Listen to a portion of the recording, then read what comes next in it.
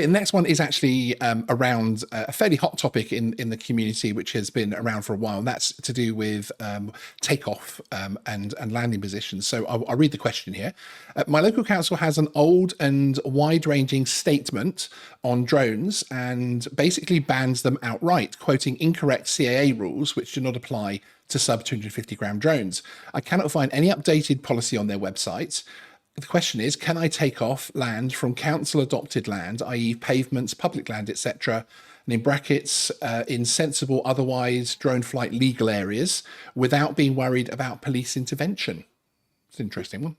It is an interesting one. And again, I think there's a few points to bring out here. What I would say is that as far as policing is concerned, then we are interested and really we abide by what Parliament says. Parliament has given the CAA or the CAA and DFT responsibility for owning this entire framework, which is why we refer to them so often. You've done previous videos, Sean, on local authority injunctions and PSPOs and another variety of things. So what I would say is that as far as we're concerned, in terms of what happens in the sky, we go by the CAA framework. And I think that's a position that you've had reiterated on the channel very recently as well. Indeed. Sean.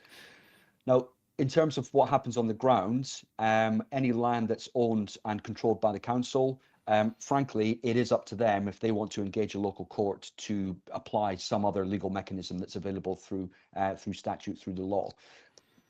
It's not an entirely satisfactory position as far as we're concerned. A lot of it does verge on civil matters, which you'll be aware aren't always necessarily for police to enforce.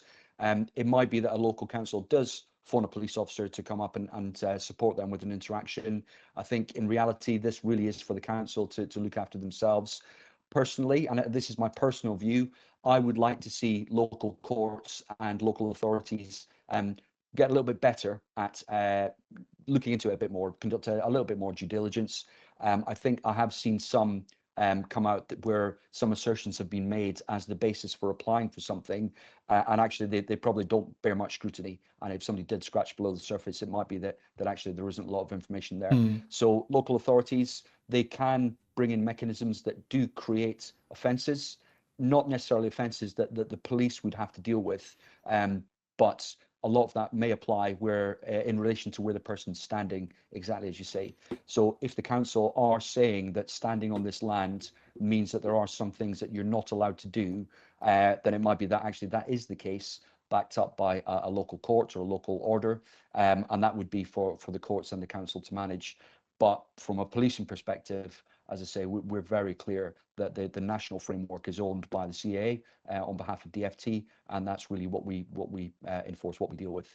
Okay, so if there's something like a PSPO or a bylaw in place stopping that activity happening, then of course that is legislation of some form or other, which would, of course, whether or not you agree with drones being on the PSPO, is something which, of course, the police do have to get involved in. But in terms of a policy, so which often you will find when you scratch the surface, there is nothing in terms of local court backing up the policy. It is just the policy. Then presumably that is a purely civil matter.